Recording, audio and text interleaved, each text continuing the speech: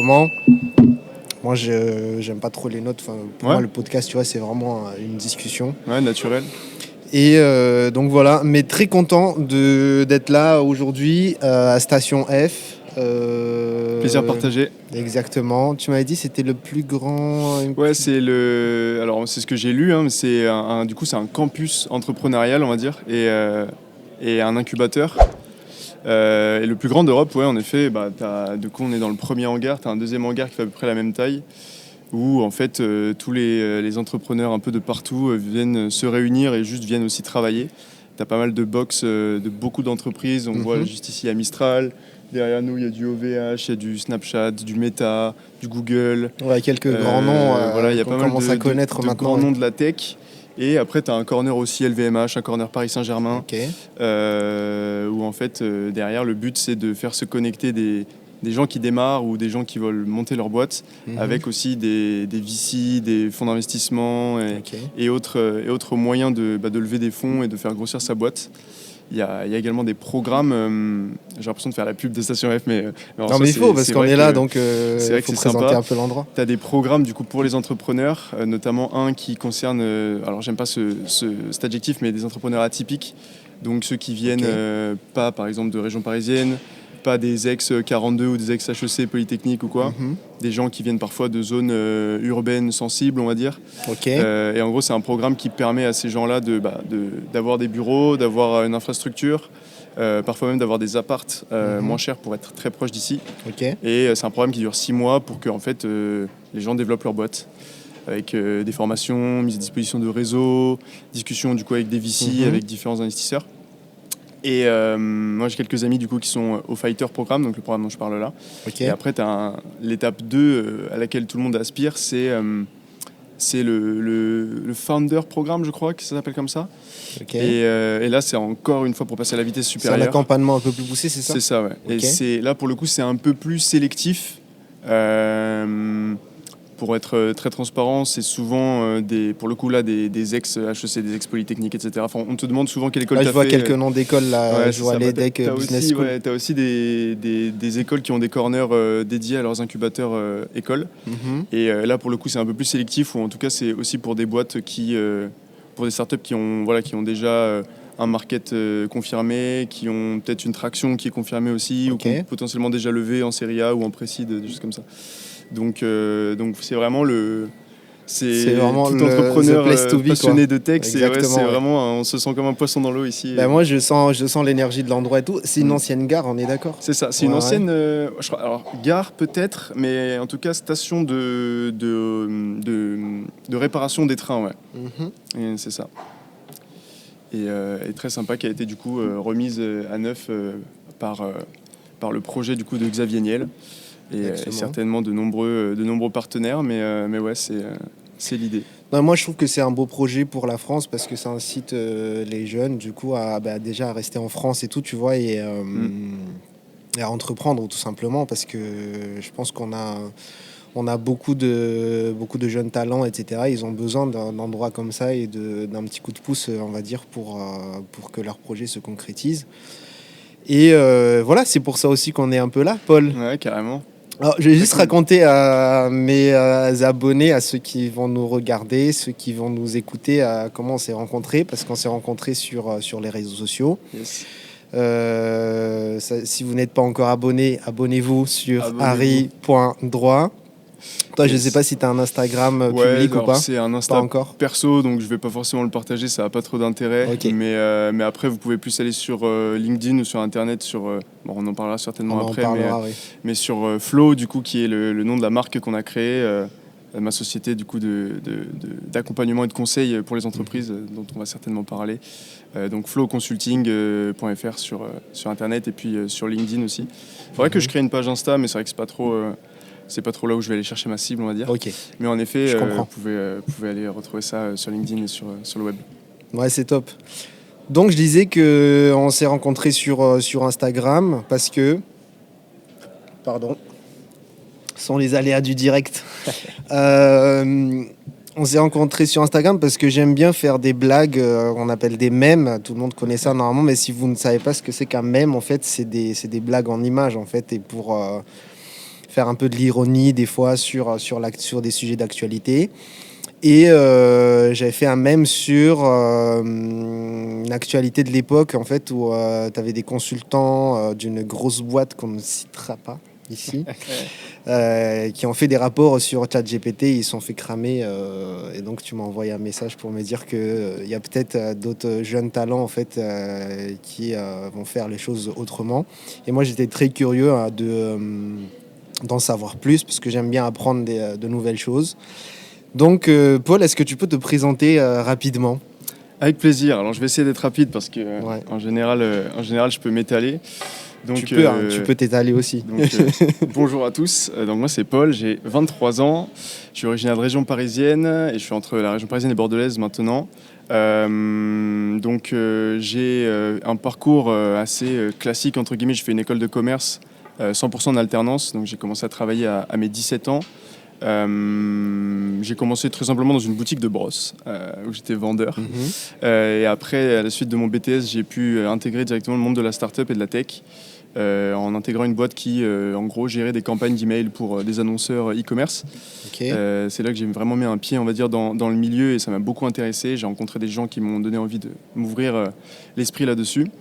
Et à la suite du coup de mon bachelor où j'ai fait cette alternance-là, j'ai rejoint un cabinet, enfin une ESN, on va dire, plus ou moins déguisée en start-up, qui est en gros une agence de conseil et d'intégration de logiciels, qui est techniquement un concurrent à tous ces grands cabinets de conseil qu'on peut connaître, parce qu'ils font la même activité, à savoir accompagner les entreprises dans l'amélioration de leur processus métier, de la qualité de leurs opérations et de leurs performances opérationnelles, à travers donc de l'audit, du conseil et de l'intégration de différents logiciels, donc des logiciels SaaS par exemple.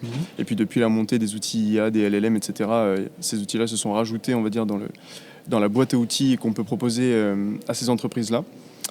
Donc ça, c'était 2022-2024. Et ensuite, je me suis essayé à vouloir créer mon propre logiciel, mon propre SaaS, qui était en gros un Twitch B2B. C'était le projet. Mais je me suis heurté, on va dire, au mur de mes ambitions, mêlé au mur de mes compétences qui étaient encore limitées. Où en fait, je me suis dit, mais t'es pas développeur, comment tu veux développer un logiciel ? Et donc ça a été assez dur d'avaler la pilule, on va dire. Puis je me suis remis un peu en selle. Le progrès technologique a fait que désormais, j'ai plus cette barrière de ne pas pouvoir créer des applications. Aujourd'hui, je dirais que j'ai la prétention de pouvoir créer pas mal d'applications assez rapidement et assez efficacement. Et donc, de fil en aiguille, avec mon meilleur ami également, avec qui on partage de nombreuses passions, mais la passion de monter des projets et des business, on s'est dit, il faut qu'on change un peu les choses parce qu'en parallèle de voir comment le marché évoluait, on en avait marre de voir des entreprises qui se faisaient bullshiter complet par justement tous ces cabinets, toutes ces entreprises qui vont facturer parfois très cher des services qui sont quand même basés en grande majorité sur l'ignorance et sur le manque de temps qu'ont les entreprises en interne pour pouvoir se pencher sur leur process, sur leur efficacité, etc. Et donc c'est de ce ras-le-bol, on va dire, qu'est né Flow, que je qualifierais pas de cabinet de conseil, ou voilà, je préfère appeler ça un centre de service B2B, où on accompagne les entreprises du coup dans la consolidation soit de leur projet si c'est encore très early, très tôt, soit la stratégie, la performance opérationnelle, l'organisation, la productivité des équipes.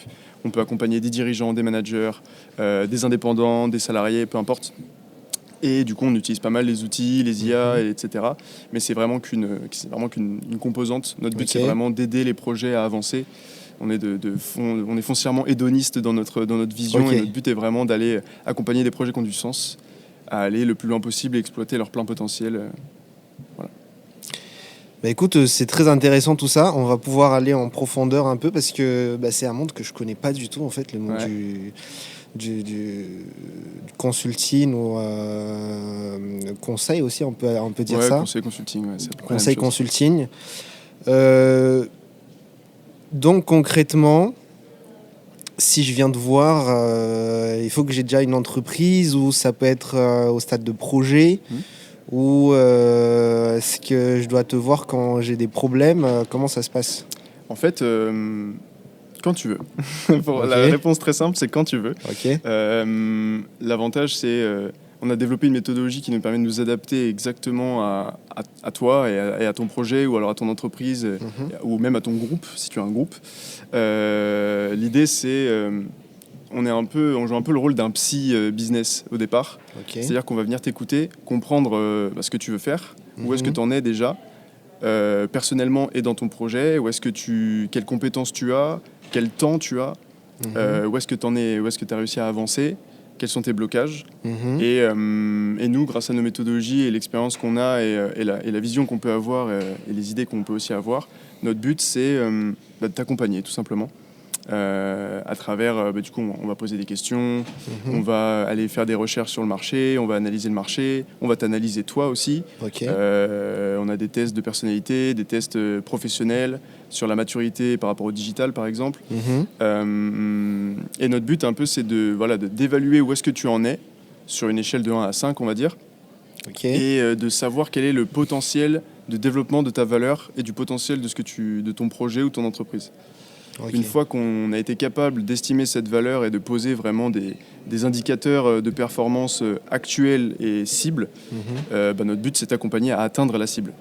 Donc on va faire un état de l'existant, on va cartographier un peu comment tu fonctionnes aujourd'hui, et après on va faire notre petite tambouille, on va dire, de notre côté, où on va aller rechercher, si c'est de la tech, les meilleures fonctionnalités qui pourraient te permettre d'atteindre ton objectif, ou alors le réseau aussi. On a pas mal d'experts dans différents domaines, que ce soit du digital, du design, des RH, de la paye, de la finance, un peu tous les secteurs, de la cybersécurité, enfin il y a un peu de tout.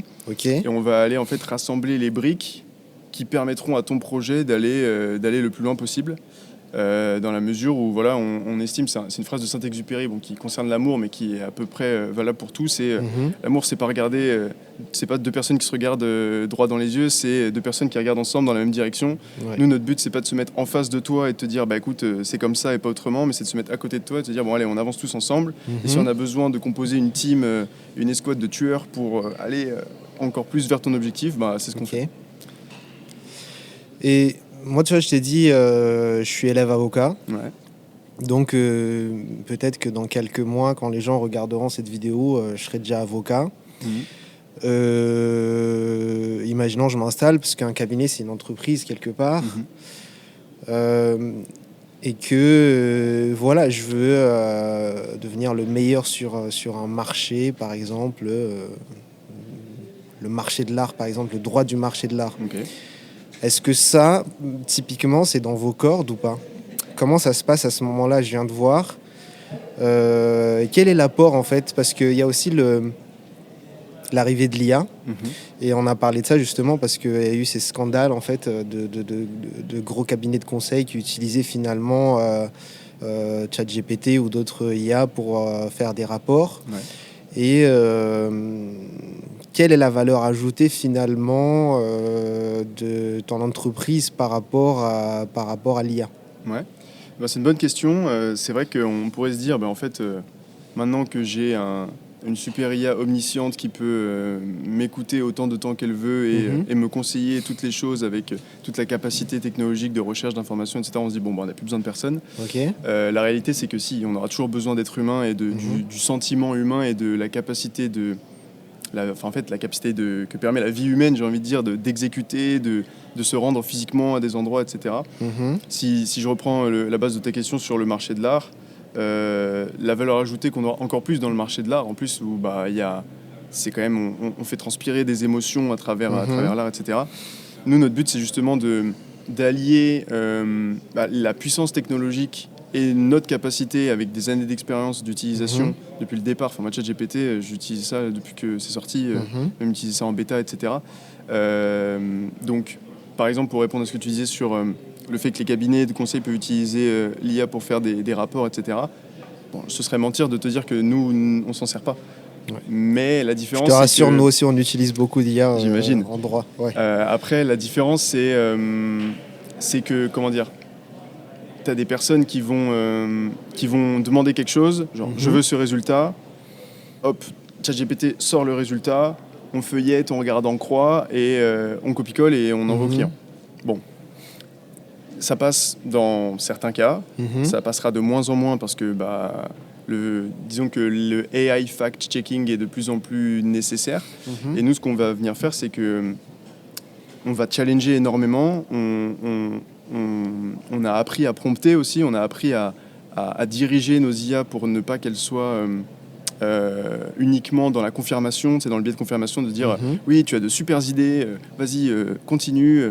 Et alors que si tu lui dis l'inverse, il va dire oui, non, mais c'est vrai que je me suis trompé, mais tu as quand même de super idées, etc. Ça, c'est ce qu'on essaie d'éviter. On essaie d'être relativement agnostique. C'est l'une de nos valeurs principales. C'est vrai que je compare souvent la partie agnostique à de la religion, par exemple. On ne se ferme pas la porte au fait qu'il y ait une entité déique ou supérieure qui existe. Par contre, on essaye de tout faire pour savoir quel est le chemin qui se rapproche le plus de la vérité. Et en essayant de détacher tout biais un peu cognitif qui pourrait en fait troubler la vision.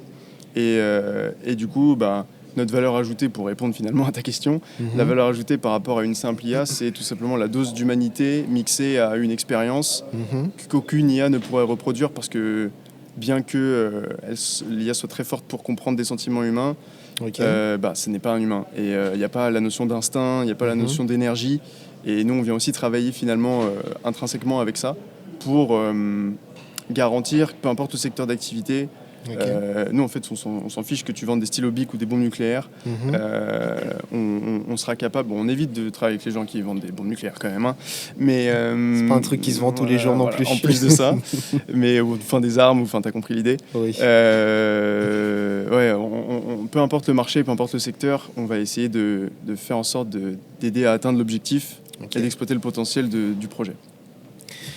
Et là, tu vois, tu m'as parlé d'humain. Mais moi, ce qui m'intéresse en tant qu'avocat, c'est de la thune. Moi, je veux faire rentrer des dossiers, je veux plus de clients, plus de croissance finalement. Est-ce que ça, finalement, c'est un peu secondaire dans ce que vous faites, ou est-ce que ça fait partie de la promesse finalement de ta boîte ?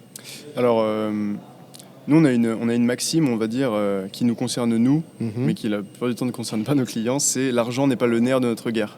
C'est-à-dire que moi, je ne fais pas ce que je fais pour l'argent, je fais parce que j'aime ce que je fais, je suis passionné, j'ai jamais l'impression de travailler depuis que j'ai commencé. Je travaille finalement très peu, sauf quand je me prends la tête, et encore je me prends rarement la tête. Et mon but n'est pas d'être le plus riche du cimetière, donc voilà. Par contre, les clients, c'est pas la même chose, et très honnêtement, bien sûr que j'ai envie de gagner de l'argent et d'être à l'aise financièrement, etc. C'est pas un sujet, mais bien évidemment, l'aspect financier et business et du coup économique est central pour tous nos clients et toutes les personnes qu'on accompagne, et on essaie de le voir de deux manières. C'est-à-dire que soit tu as besoin d'un Doliprane, soit tu as besoin de vitamines. Soit tu as besoin qu'on aille creuser dans ce que tu dépenses et dans ce que te coûtent tes opérations, parce que tu as des salariés, parce que tu payes des outils, parce que voilà. Donc on va essayer d'aller rationaliser tout ça et de dire, bon ok, on va essayer de traquer chaque euro, à quoi il sert et qu'est-ce qu'il génère. Et de la même manière, la partie vitamines, donc c'est comment gagner plus, faire de la croissance. Et donc là, on va aller chercher des leviers de croissance, peut-être des océans rouges, des océans bleus, pardon, où les gens n'essaieraient pas trop d'aller. En général, j'aime bien dire à mes clients, au début, on va vous donner énormément d'idées de merde. Ça va être à vous de filtrer par rapport à ce que vous savez de votre business, parce que c'est vous qui connaissez votre business, c'est pas nous. Nous, on vient pour apprendre à le connaître. Et du coup, on va essayer de suggérer. Et plus on suggère, plus le client nous dit non, finalement, plus on va arriver à des oui. Plus on nous donne des noms, plus on arrive à des oui, et du coup ça nous permet d'être de plus en plus pertinent au fur et à mesure que l'accompagnement se fait. C'est pour ça qu'on a décidé de minimum accompagner des clients sur du trimestre, du semestre ou de l'année, parce qu'en fait une prestation de 3 semaines en one shot où les gens nous disent on veut que vous fassiez ça, il y a 80% de chances que ça foire, parce que on n'aura pas suivi de notre méthode. On va cadrer, comprendre, analyser, planifier et exécuter, et en fait c'est une boucle itérative où voilà, c'est un cycle avec le client, et on avance comme ça. Et donc moi j'ai développé des outils qui me permettent de manière totalement objective, sans aspect pour vendre ou quoi, d'estimer la valeur d'un business à partir d'indicateurs purement financiers ou purement factuels, qui me permet d'estimer la valeur d'un business, la valeur d'une heure. Alors non pas ce que ça coûte, ni ce que ça génère, mais tout simplement la valeur d'une heure dans un business. Ok. Et d'après, aller dérouler tout ce que doit faire une boîte, tout ce que fait une boîte aujourd'hui, d'estimer le temps idéal qui devrait être passé, ou alors le ROI idéal d'une action, et du coup d'aller estimer le potentiel de valeur, le plein potentiel maximum, on va dire. Et derrière, c'est toujours un idéal. C'est-à-dire que moi, je dis toujours à mes clients, bon, là, ce que je vous affiche là, c'est un idéal, c'est un objectif à atteindre. C'est un peu la North Star qu'on vise tous, mais qu'on n'atteint réellement jamais. Et ça rejoint du coup cette vision agnostique de se dire, bon, on n'aura jamais l'occasion de serrer la pince à Dieu, par exemple, mais par contre... plus on avance, plus on a des moyens de se rapprocher de lui, entre guillemets, ou de elle, ou de cette entité-là qui pourrait exister, parce qu'on fait ce travail totalement désintéressé et totalement objectif d'avancer dans le bon sens, quoi. Ok. Là, je réfléchis un peu, et alors moi, tu vois, je fais du jiu-jitsu brésilien. Ok.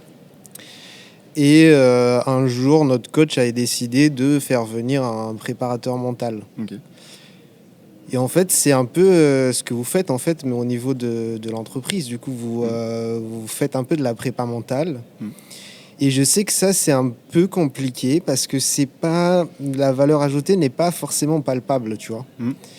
Et c'est pour ça qu'il y a encore beaucoup de gens qui ont du mal avec ça et qui disent c'est juste des vendeurs de slides est-ce qu'on a besoin de ça, tout comme les sportifs, tu vois, qui vont se dire moi je fais du sport, pourquoi ils me parlent de psychologie, pourquoi ils me parlent de bien-être, tu vois. Et finalement c'est un peu ce que vous faites en fait. Complètement, c'est vrai que c'est quelque chose qu'on devrait plus souvent mettre en avant d'ailleurs. Je m'en suis pas mal rendu compte quand j'ai démarré en tant que consultant, quand j'étais encore en alternance. C'est à travers le fait qu'on réduise par exemple les tâches répétitives ou d'autres choses qui sont très clairement, disons-le, très chiantes à faire au travail, en fait on réduit la pénibilité du travail. Et pour te donner un exemple, moi j'ai accompagné le service client d'un grand club de foot dont je tairai le nom, dans leur billetterie, et en fait je leur ai mis en place un indicateur qui était un score de pénibilité. En gros, pour te la faire simple, ils traitent des tickets du coup de support, et à la fin, quand ils clôturent le ticket, ils doivent remplir un score de 1 à 5 en disant à quel point c'était relou de traiter ce ticket, en gros. Et en plus de ça, tu as un petit commentaire, on va dire, qualitatif. Et ce score, on a essayé de le mesurer avant qu'il existe, par du temps passé sur les tickets, par des allers-retours, et même par des retours qu'on a pu faire avec des ateliers chez les personnes. Et les gens me disaient, ah ouais, j'en ai marre d'avoir à faire ça à chaque fois. Quand je dois aller voir la compta, ça prend 3 semaines, ça me saoule. En fait, ça me saoule, quoi. J'en ai marre. Et du coup, après avoir mis en place des choses, on est revenu nous voir en disant, ah putain, merci, on se sent mieux, on y va moins à reculons, on prend plus de plaisir, on a plus de temps pour faire d'autres choses. Et au final, c'est vrai qu'il y a un côté très psy, où on vient soulager les gens, en fait. Le travail, moi je perçois pas le travail comme une tare, j'ai pas le bon mot, mais comme un fardeau, en fait, un fardeau, part. exactement. Ouais. Oui. Et donc pour moi le travail doit pas être un fardeau. Il y a des choses qu'on n'a pas envie de faire dans le travail, mais c'est un peu obligatoire. Autant les rendre au minimum agréables. Et si le travail peut être un jeu pour tout le monde et qu'on peut tous s'amuser, qu'à cela ne tienne, on fonce, quoi. Moi, je suis un grand fan de jeux vidéo.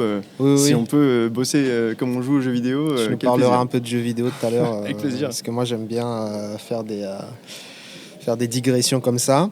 Yes. Mais moi je trouve ça très intéressant parce qu'encore une fois, moi en tant qu'élève avocat, je pense toujours cabinet, tu vois. Ouais. Et les sujets de pénibilité, on pense d'abord peut-être aux gens qui travaillent dans le bâtiment, etc.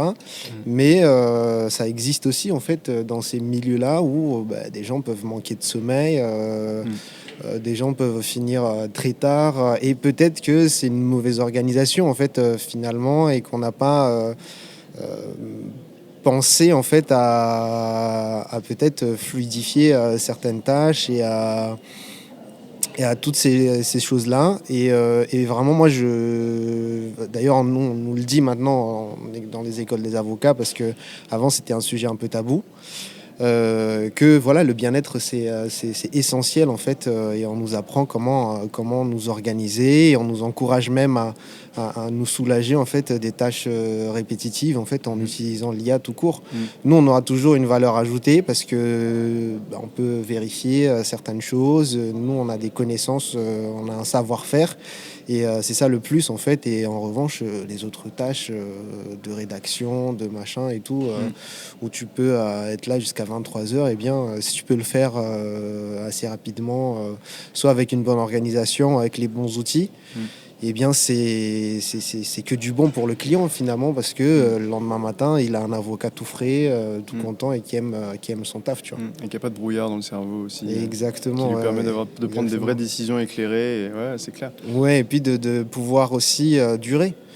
À l'armée, c'est un peu la devise chez les paras, c'est être et durer, tu vois. Donc, moi, je m'inscris complètement dans cette philosophie-là. Je suis d'accord avec toi qu'il faut penser ces choses-là. Il ne faut pas rester dans les vieux logiciels où performance, et tout le reste, c'est accessoire. Ouais. Très intéressant.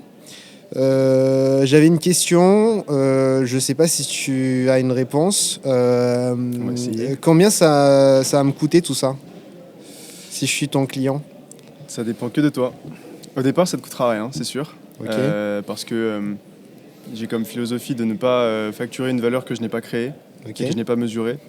Comme je t'ai dit tout à l'heure, l'argent, c'est pas le nerf de ma guerre, et je vais pas te dégainer un devis à la première question que tu vas me poser. Non, mon but, ça va être de comprendre comment je peux t'aider déjà. Et une fois que j'aurai compris comment je peux t'aider et quelle valeur je peux t'aider à générer, on discutera d'un prix. Après, voilà, on ne peut s'empêcher d'avoir des métriques et des règles de calcul, entre guillemets, pour estimer combien on coûte, en fait, parce que on n'est pas une association, donc voilà, on coûte forcément à un moment. Mais en tout cas, tout dépend en fait de la valeur que tu vas générer. Encore une fois, je vais te donner des chiffres pour que tu te fasses une idée, mais si tu es une boîte qui fait 10 millions de CA, qui aujourd'hui n'a que 20% de marge parce qu'elle a des coûts énormes sur ses outils, par exemple qui paye, je sais pas, 1 million d'euros par an en outils, nous on va les regarder dans la boîte, on va dire ok, ça sert à rien, ça sert à rien, ça peut être remplacé, ça on peut, voilà. On arrive à réduire la facture de 1 million à 200 000, ça fait 800 000 euros d'économie. Si on n'était pas là, tu n'aurais pas eu ces 800 000 euros d'économie.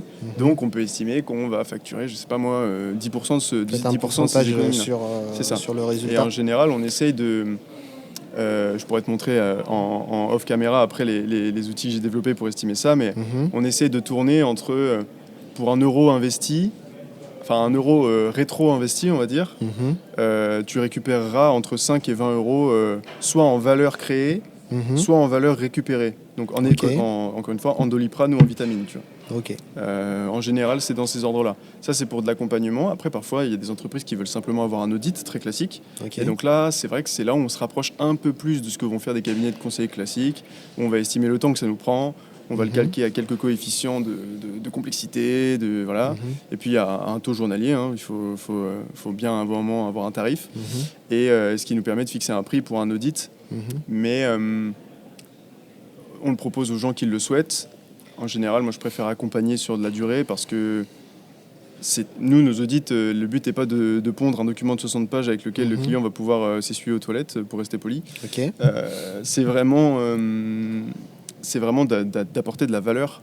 Et donc, dans une restitution d'audit, il n'y aura pas juste une doc de 60 pages. Allez-y, on vous fait cette doc-là, une petite presse de 30 minutes, et puis après, c'est ciao, et n'oubliez pas de régler la facture. Non, ça va être dès le départ, on va être dans de l'accompagnement, dans essayer de former, d'informer, sans jamais vouloir soumettre, mais toujours proposer. Et voilà, donc ça, j'aurais du mal à te donner des tarifs parce que tout dépend de ton projet. Mais en tout cas, ce sera toujours à l'échelle du potentiel actuel, effectif, et du potentiel estimé, espéré, cible. Ok. Voilà. J'avais une question un peu gossip, n'est-ce pas? Tu sais, on parlait des grosses boîtes, les gros cabinets de conseil. C'est un milieu, encore une fois, que je connais pas du tout. Et en fait, tu vois, quand je regarde l'actualité, c'est souvent des énormes scandales et tout. Finalement, on a payé tant d'argent et le résultat est pas terrible, quoi. Ou voire même, au résultat, c'est qu'on s'est rendu compte que c'est encore une fois ChatGPT qui a rédigé tout le rapport et que c'est truffé d'erreurs et que si l'universitaire n'a pas jeté un petit coup d'œil, en fait, ça serait un peu passé inaperçu. Euh, mais est-ce que c'est un peu la norme ou est-ce que ces gros cabinets, ils ont quand même, on va dire, ils servent quand même à quelque chose? Toi qui connais un peu le milieu. Ouais, alors ce serait très agressif de dire qu'ils servent à rien. Ok. Mais en même temps, pour te donner une anecdote anonymisée, on va dire, mon pote te la raconterait mieux que moi parce qu'il l'a vécu dans une entreprise où il est passé. C'est une grosse boîte qui fait des milliards d'euros de chiffre d'affaires et qui a commandé un audit de la part d'un grand cabinet dont encore une fois on taira le nom, qui coûtait plusieurs millions d'euros l'audit. Ok. Qui avait pour principal but de répondre à la question est-ce qu'il faut qu'on utilise de l'IA en interne ou pas. Ok. Et concrètement, ils ont payé des millions de dollars pour un oui ou un non, en fait. Alors que la réponse était peut-être évidente.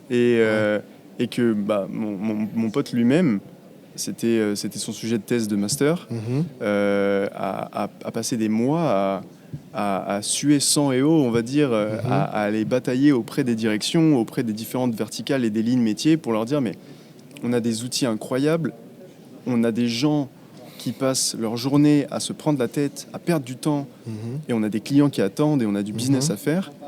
Les outils sont là, voici des solutions, on peut vous les apporter. Et bon, malheureusement, la crédibilité d'un alternant étant assez limitée, on n'a pas forcément écouté. Mais derrière, ils ont préféré faire confiance à quelque chose de plus institutionnel et du coup grand cabinet, etc.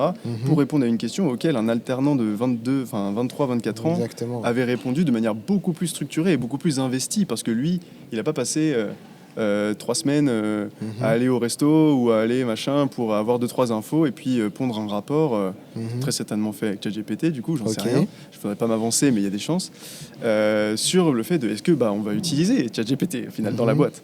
Et en plus c'est une réponse forcément biaisée parce que si tu poses la question à ChatGPT il va sûrement répondre oui aussi. Il va pas dire que non je ne sers à rien. Donc, voilà. Et donc pour répondre à ta question, oui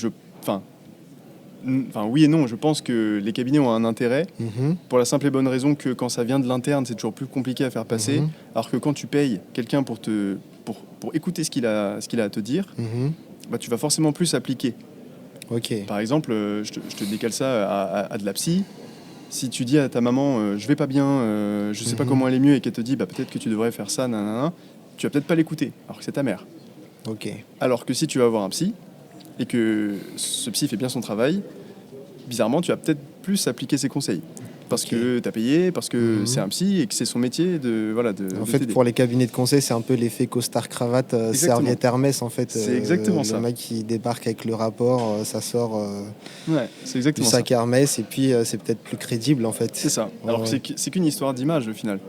Et il y a aussi... il y a des sujets de politique interne dans les boîtes, parfois... c'est un peu aussi le cas des agences marketing qui parfois sont payées des sommes astronomiques à concrètement être des passe-plats ou alors juste des gens qui servent pas à grand chose. Mais pour la simple et bonne raison que dans les grandes boîtes, t'as les budgets, t'as des enveloppes à respecter. Et du coup, t'as pas envie de perdre ton budget N-1. Et quand t'arrives à la fin de N et que tu n'as pas cramé tout ton budget, tu te dis peut-être que je vais cramer le reste du cash dans un audit ou dans une presta. Quitte à ce qu'elle serve à rien, au moins elle aura minimum servi à me garder mes budgets et pouvoir continuer à aller prendre ma maison au Cap d'Agde pour mon team building à la fin de l'année, tu vois. Ok. Il y a aussi de ça. Il y a un peu de ça aussi. Je dis pas aussi. Que c'est généralisé, quoique, on sait pas, mais ça existe. Non, mais ça me choque pas. C'est la réalité du terrain. Oui, exactement. C'est très intéressant tout ce que tu racontes. Merci. Là, on a parlé un peu de ta boîte, de ce que tu fais. Moi, ce que j'aime bien aussi sur ce podcast, c'est aussi découvrir les personnes finalement qui sont derrière ces beaux projets-là. Et tu m'as dit tout à l'heure que tu es plutôt geek, c'est ça? Ouais, Un petit côté geek. J'ai un bel historique de gamer, ouais. Exactement. Gamer et culture geek aussi. Ouais. Nous, on a mon assistant du jour, Adrian, derrière la caméra. Fait coucou à Adrian, qui est aussi un gamer pro. Ok. Exactement. Donc là, il est en train de. Oh, incroyable. Je suis un grand fan de Yu-Gi-Oh! J'avais les 3 cartes de dieu égyptien et toute mon enfance Yu-Gi-Oh! Est partie pour genre 50 balles à une brocante. Je suis dégoûté. C'est incroyable. C'est quoi, c'est un tournoi ou quelque qui se passe en ce moment? Yu-Gi-Oh! Il n'y a pas longtemps. Ouais. Avec un ami, on fait des paris. On fait 3 matchs gagnants, 2 matchs gagnants. Et celui qui gagne, l'autre lui paye la bière. Ok. Très sympa. Intéressant. Chaque fois, on va au bar, on fait nos matchs, et après l'autre il doit payer la bière. Incroyable. Très sympa. Ok. Ok. T'as de la compétitivité en plus. T'as pas envie de perdre, t'as pas envie de payer la bière de l'autre. Ah, c'est sûr. C'est sûr. Ouais, c'est énorme. Mais du coup, toi, c'est quoi ta cam un peu en matière de jeux vidéo? Ouais, alors je veux ajouter. Nous, on un n'est pas du tout historique, contre ça. Moi, je fais du droit. Ouais. Je geek un peu de temps en temps. Moi, je trouve que c'est important. C'est très bien. Ça fait Puis ça partie de montre notre que, génération. Voilà. Ouais, on n'est pas que des gens qui sont des acharnés de travail. Moi, je travaille pas 14 heures par jour. Je travaille normalement et le reste du temps, quand j'ai du temps libre, je joue et je lis ou je regarde des films. Enfin, je fais ma vie, quoi. Donc moi, mon historique de gamer, j'ai commencé très jeune. À 6 ans, mon père il m'a acheté la Wii déjà, donc on a commencé par là. Gros fan de FPS, gros fan de jeux de tir. J'ai fait tous les Call of jusqu'à ce que ça parte un peu en sucette dans les années 2013-14. Quitte à aller même, je faisais à l'époque du trickshot. Ok. J'ai rejoint des teams assez sympas en plus. J'ai pu jouer avec des FaZe, j'ai pu jouer avec des gros noms. J'étais jeune et je fakais un peu ma voix sur le micro pour pouvoir rester avec ces gens-là parce que j'ai notamment rejoint une team qui faisait des montages. Les montages, du coup, étaient sur YouTube, donc rémunérés avec la YouTube Money, etc. Et il fallait avoir 18 ans, du coup, pour pouvoir passer dans les montages parce que tes clips étaient rémunérés. Donc moi, j'avais tout fake et je m'étais fait têche de la team quand j'ai dû envoyer ma pièce d'identité parce que, bon, bien évidemment, j'avais genre 12 ou 13 ans. Et cette histoire s'est reproduite là quand j'ai arrêté, quand les jeux ont continué à sortir, que j'ai arrêté le trickshot et que je me suis mis à la compète. Enfin, j'ai voulu faire de la compétition à l'époque du Desserto, je me souviens. Ou pareil, j'étais sur Black Ops 2 à l'époque. J'ai voulu, je suis tombé en ligue classée contre une team qui s'appelait les Farico. Je les ai lavés. Sans modestie pour le coup, mais je les ai vraiment lavés et du coup après ils m'ont envoyé un message en me disant putain on a un des gars qui doit partir, est-ce que tu veux faire une session avec nous? Je fais une session avec eux, ils me disent ok t'es bon, on pourrait te prendre dans le roster et tout au cas où, et donc je fais les tests et tout se passe bien et vient encore la question fatidique de t'as quel âge? J'ai 18 ans. Et du coup ils m'ont dit bon clairement t'es un minot donc dégage. Et pour le coup c'était très très direct. Ils ont été très sympas tout le long et puis dès l'instant ils ont compris que j'étais un minot, ça se passait comme ça. Ils m'ont têche direct et bloqué, incapable de les recontacter les mecs. Bon tant pis. Et après après un parcours classique, je continue à jouer à des jeux genre du GTA. Je fais pas mal de jeux comment dire solo, tous les Red Dead Redemption, j'ai découvert très tardivement les God of War, après j'ai fait les classiques des jeux comme Harry Potter, enfin bref. Moi j'ai saigné le dernier God of War là qui se passe en Ragnarok. Il y avait l'autre aussi qui s'appelait juste God of War il me semble, et incroyable hein. Incroyable de ouf. Incroyable. Ils n'ont pas développé un jeu ici, un truc comme ça c'est une bonne question. Ça me dit quelque chose. On va se renseigner plus tard. On va se promener pour essayer de trouver ça. Exactement. Mais c'est possible qu'il y ait des mecs qui se sont intéressés au minimum à de la gamification dans le milieu pro. Mais potentiellement peut-être des jeux. Ah si, il y a un mec, d'ailleurs je l'ai rencontré et j'ai parlé avec lui, qui doit à peu près être là-bas je pense actuellement, qui est top 3 monde sur Rise of Kingdom. Ok. Ouais, voilà. Et donc lui, le mec il a sa boîte là qui est en train de monter. Une boîte, il a monté un logiciel tracker plus événements sociaux plus en gros helper dans Rise of Kingdom. Et c'est un mec génial, il est super sympa. Et du coup, j'ai découvert un peu l'univers Rise of Kingdom en discutant avec lui. J'ai découvert qu'il y a des gens qui dépensent littéralement des centaines de milliers d'euros par mois dans Rise of Kingdom, mais qui du coup en gagnent aussi beaucoup. Donc, voilà. Et donc oui, je pense que potentiellement en se baladant un peu, il y a déjà un premier exemple, mais on peut trouver des mecs qui font du gaming ici. Et puis après, moi aussi, je suis un gros joueur de Clash Royale depuis que depuis que je suis au collège. Voilà. En fait, les jeux vidéo, c'est de l'entrepreneuriat, en fait. Ouais, que ce soit dans le jeu ou tout l'univers autour, maintenant, t'as les e-sports, t'as les studios, parce qu'il faut créer ces jeux-là. Donc, t'as les managers, t'as le marketing, etc. Il faut recruter des acteurs. Donc, c'est tout un monde, en fait, qui tourne autour des jeux vidéo. C'est devenu un vrai marché. À notre époque, nos parents, ils regardaient ça un peu en mode partir à l'école. En fait, ça t'apprend aussi plein de choses, en fait, finalement, de pouvoir rester focus. Moi, j'ai appris qu'il y avait des études justement là-dessus, que ça améliorait en fait certaines facultés. La réactivité, exactement, etc. C'était un exemple qu'ils avaient pris avec Gotaga, qui est l'exemple parfait du gamer à réussite, qui disait que, par exemple, si on prend l'exemple de la conduite, quelqu'un de lambda, entre guillemets, qui joue pas forcément ou qui a pas ces trucs-là, il va être capable en un coup d'œil de capter 3-4 informations. Donc son rétro, son autre rétro, la route, machin, les piétons. Là où un Gotaga, par exemple, peut en capter 8 ou 9 et avoir un temps de réaction. Par exemple, c'est pour ça que souvent les meilleurs qui ont fait le GP Explorer, c'est souvent des gros gamers. Parce qu'ils ont un temps de réaction beaucoup plus bas. Enfin, moi, je joue pas mal, par exemple, à Apex Legends. Où parfois, ça se joue vraiment à une fraction de seconde.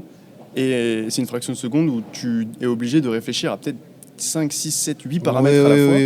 Exactement. Et du coup, il faut être hyper réactif. Et je pense qu'en effet, là où les gens pensaient à une époque que les jeux vidéo, à la GTA par exemple, ça rendait violent, c'est pas tant une vérité universelle et ça peut aussi, par contre, améliorer des facultés cognitives. Oui, exactement. Et c'est intéressant ce que tu dis parce que j'ai écouté un podcast, je ne saurais pas te dire lequel, où en fait il disait qu'à l'ère de l'IA, en fait, la vraie valeur ajoutée, c'est ce qu'ils appellent en anglais la reconnaissance des patterns, en fait. Et donc de pouvoir gérer plein de trucs, plein d'informations, d'avoir un peu de culture, etc. Et c'est ça la valeur ajoutée de l'humain, en fait, parce que sinon on est tous des abrutis à la fin. Et c'est très intéressant parce que dans le monde des jeux vidéo, finalement, il y a un peu ça, comme tu dis, le fait de pouvoir gérer plein de trucs en même temps, d'avoir un temps de réaction beaucoup plus vif, en fait, que le reste de la population, peut-être. Et incroyable. Moi, j'en parle, hein. Et pourtant, je fais du droit pénal des affaires. C'est intéressant que là où tu pouvais aller, tu me poser la question, Paul, parce que du coup, tu m'as parlé de Clash Royale, je pense que tu les as vues, ces vidéos, et même par rapport aux dissertations, parce que moi, du coup, j'ai fait aussi des dissertations. Ok. Sur BO2 Ok. J'étais pas super fort, mais j'ai fait des screens. Ok. Et c'est intéressant de voir le parallèle entre l'entrepreneuriat en général et les jeux vidéo. Et je voulais avoir ton avis là-dessus, sur ça, parce que par exemple, même Clash Royale, soit des certeaux, les petits teams, c'est aussi le côté management, ça va gérer une équipe, et c'est ce qu'on va retrouver dans l'entrepreneur aussi. Tu sais, qui s'appelle gérer la team et tout, pour ça, je trouve ça intéressant de voir quel est ton point de vue là-dessus. Et surtout, je voulais savoir ton avis sur Clash Royale, quand ils disent il y a tout cet aspect investissement sur les cartes, pay to win. Tu pourrais peut-être expliquer ça aux viewers. J'avais vu les vidéos du mec qui disait ça, qui disait que il y a le recyclage dans Clash Royale, quand tu bats une carte avec telle carte, c'est un investissement. Je sais pas si tu as vu des vidéos. Alors, j'ai pas vu de vidéo, mais c'est une réflexion à laquelle je suis un peu arrivé, entre guillemets, tout seul, à me dire, des fois tu fais du 1 pour 1, des fois tu... Alors, je sais pas si ce dont tu parles, c'est pendant une partie ou alors en gestion du deck. Il y a aussi pendant la gestion du deck, mais déjà pendant une partie, par exemple, faire un pré-shot avec des flèches. C'est une visée parallèle comme si tu allais te faire tenter d'investir sur une niche que tu connais pas forcément.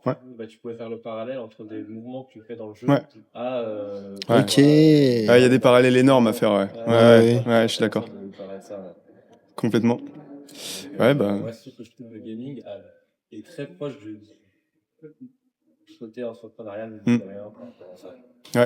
C'est clair. Ouais, le rapprochement entre les deux, ce qu'on n'a jamais fait d'ailleurs. Et ce qui est incroyable, c'est surtout ce qui s'est passé dans le monde de l'IA.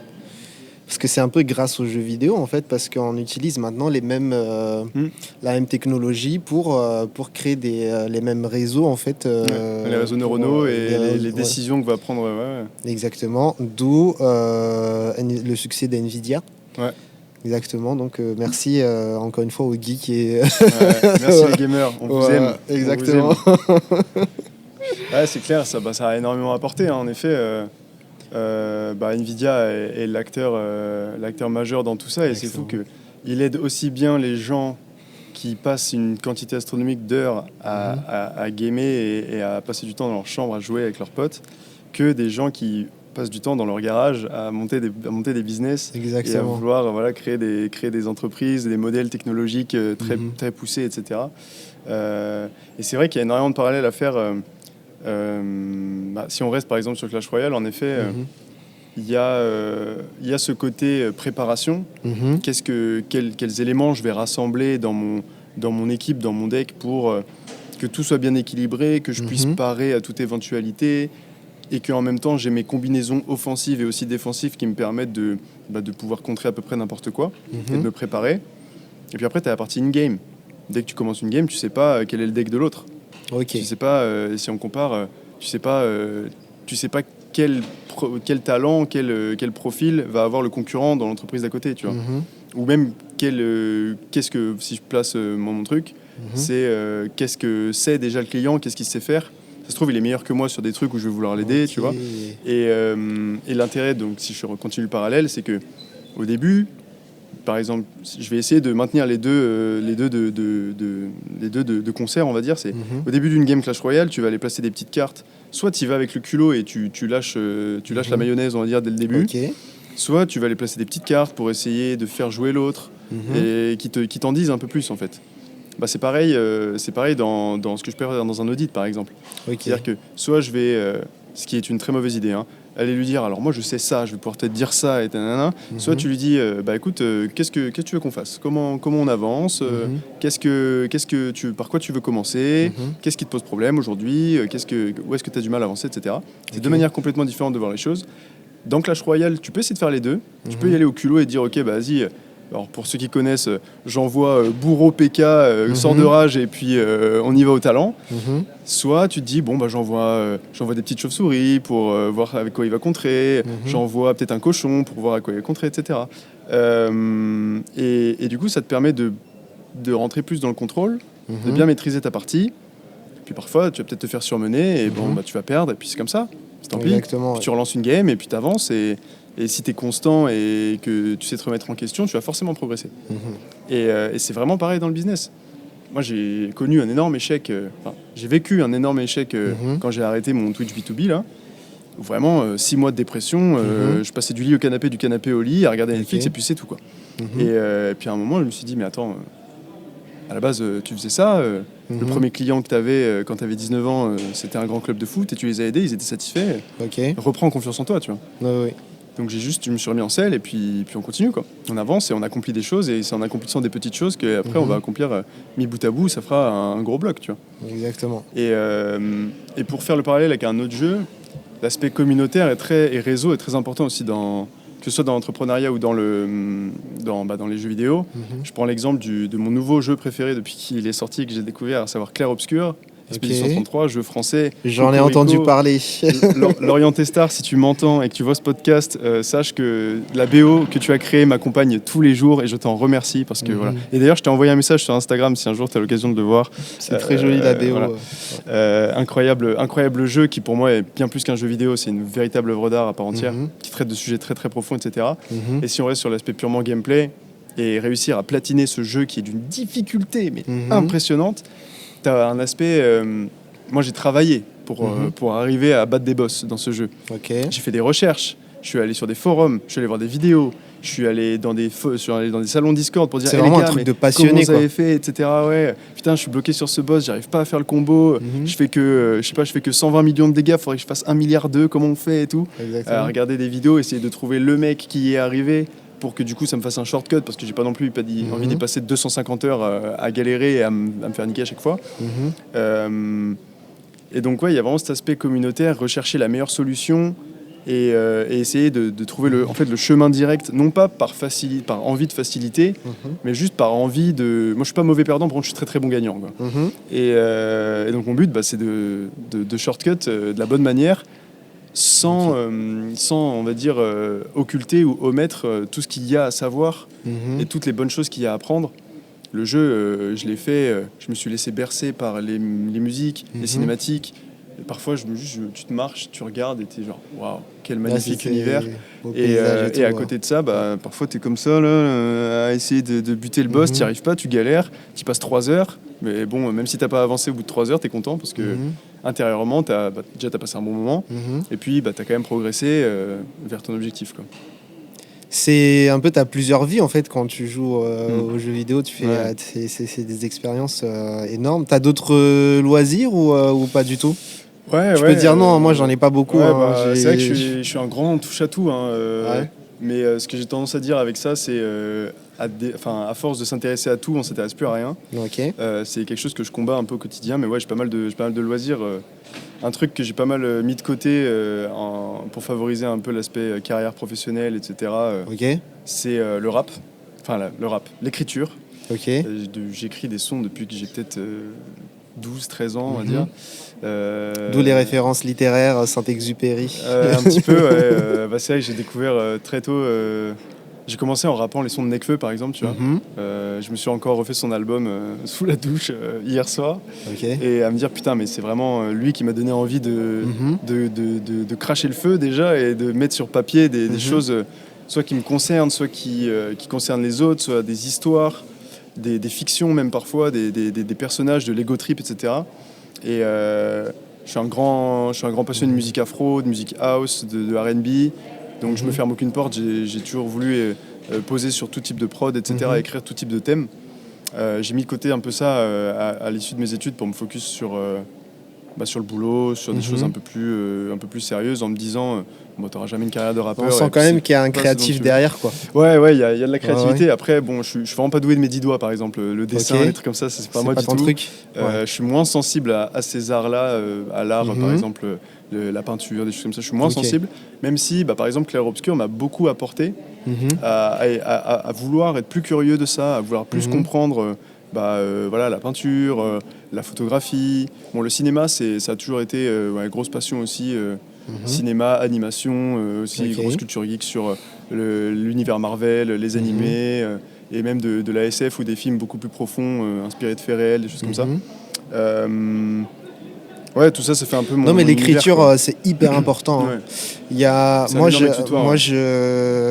j'adore ça aussi, puisque ça fait partie un peu de notre métier en fait, en droit. C'est qu'on écrit tout le temps. On écrit même pour parler, parce qu'on rédige nos plaidoiries. Il y a des génies qui arrivent à plaider, bien sûr, sans freestyle. Exactement, sans... Alors, c'est jamais de l'impro, parce qu'ils ont du bagage derrière, donc ils ont vraiment... pas mal d'outils, ils ont des punchlines, les avocats.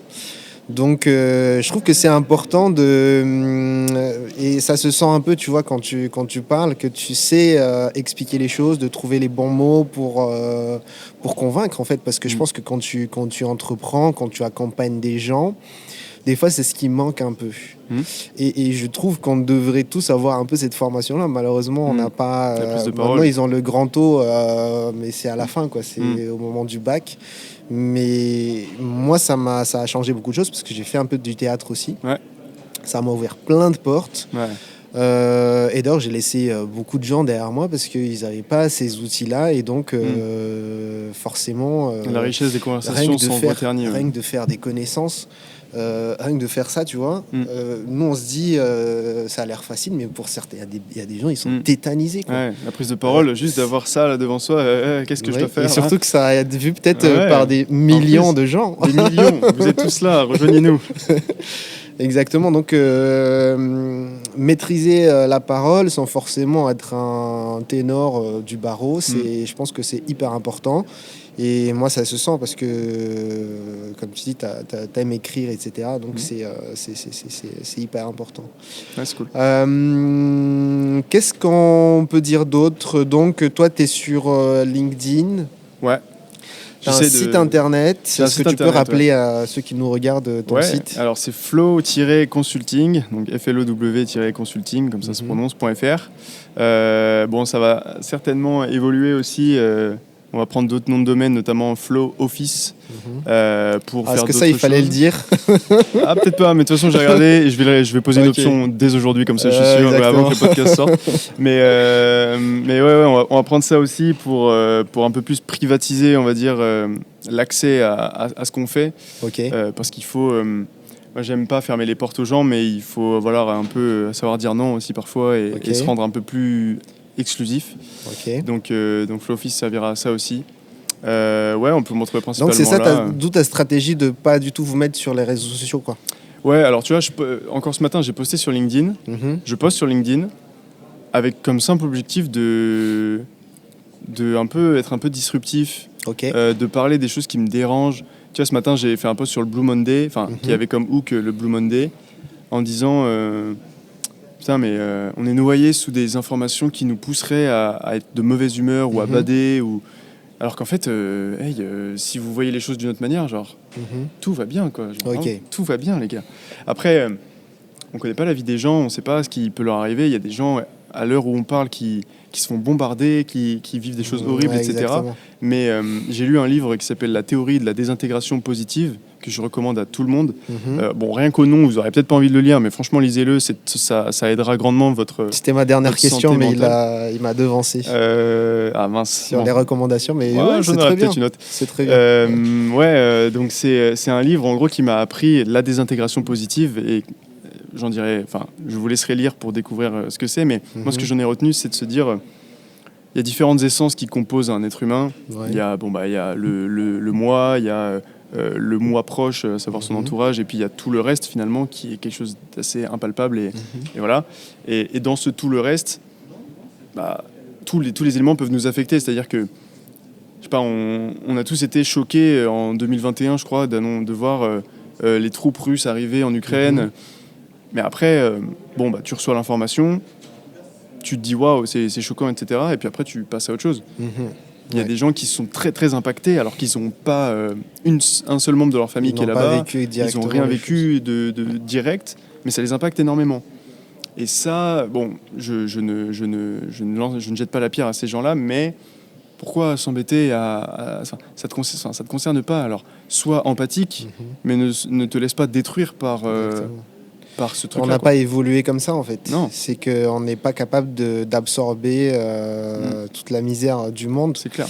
Et moi, pareil, et sachez que vous pouvez régler votre algorithme sur les réseaux sociaux. Moi, je le fais... Éduquer votre algorithme. Exactement. Moi, je le fais tout le temps parce que c'est vrai que quand tu n'as que des bad news toute la journée, eh bien, ça peut t'impacter alors que ça se passe bien. Ça ne veut pas dire qu'il ne faut pas s'engager pour des causes, ça ne veut pas dire qu'il ne faut pas aider les gens qui souffrent à l'autre bout de la planète. C'est clair. Mais ce n'est pas forcément ça, en fait. Et ça, je pense que c'est un message aussi que je veux faire passer, c'est que la santé mentale, c'est pas qu'un truc de fragile, ça doit être la préoccupation pour tout le monde. C'est clair. C'est hyper important de pouvoir se poser en fait en fin de journée et de se dire comment je vais en fait. Est-ce que je suis dans la bonne direction? Est-ce que je continue? Pourtant, il y a des gens qui continuent pendant des décennies comme ça, sans se poser de questions, et puis à la fin, ils sont complètement cramés en fait. Ouais. Et puis, à force de s'abandonner, on se rend même plus compte on s'est abandonné en fait. Et à se laisser submerger par tant d'informations négatives. De toute façon, c'est un truc encore que je voyais ce matin. La pensée négative conditionne le cerveau à être mal. Exactement. Et on peut pas vivre comme ça. Oui, et puis tu vois le monde avec que ces lunettes-là, en fait. Non, il faut prendre soin de soi. Et nous, on a parlé un peu d'entrepreneuriat. C'est la performance, ça dépend aussi des fois de ça. Moi, je l'ai remarqué dans ma prépa, parce que j'ai passé quand même un concours qui est hyper dur.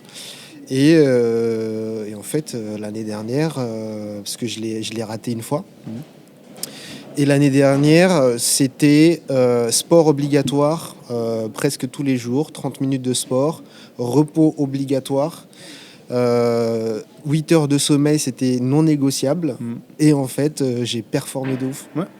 Vraiment, j'avais des notes que j'ai jamais eues durant tout mon cursus à l'université. En fait, j'ai vu des notes en droit 17, 18. Et je me suis dit, ah ouais, ok, en fait. Et pourtant, ça vient pas du tout du fait que tu as peut-être plus révisé ou plus charbonné sur cette partie-là. Ça vient d'éléments extrinsèques qui te permettent finalement d'atteindre un équilibre et qui assainissent en fait tes pensées, ton cerveau, qui te permettent de derrière produire plus qualitatif, quoi. Exactement. Et pour boucler la boucle, ça, je pense qu'il faut l'injecter aussi dans le monde, dans les entreprises. En fait, finalement, ce qu'on fait à titre personnel, tu peux en fait appliquer à une entreprise, en fait, à cette échelle-là. Donc, c'est très intéressant. En tout cas, merci beaucoup, Paul. Merci à toi. On souhaite beaucoup de succès, en tout cas, pour ton projet. Moi, je sens que tu vas aller très, très loin. Merci. Et voilà, j'espère qu'on va se revoir pour d'autres podcasts, pour prendre des nouvelles, pour voir comment ça évolue et tout. Avec grand plaisir. Et puis, je vous dis à très bientôt. N'hésitez pas à vous abonner sur mes réseaux sociaux. Abonnez-vous aussi au LinkedIn, en fait, de Flo. Et oui, de Flo et après sur LinkedIn, vous pourrez me trouver au nom de Paul Delafosse. Abonnez-vous majoritairement à Harry, et si un jour, n'hésitez pas à donner votre avis si vous voulez me revoir, avec grand plaisir. Puis si vous avez besoin de conseils, prenez un petit rendez-vous, c'est gratuit, ça fait pas de mal. Et merci à toi, Harry, de m'avoir invité, c'était un vrai plaisir. Ouais, pour une première expérience de podcast comme ça, c'était vraiment très très sympa. T'as vu, c'est cool, hein. Ouais, c'est vraiment cool. Ouais. C'était temps de discussion.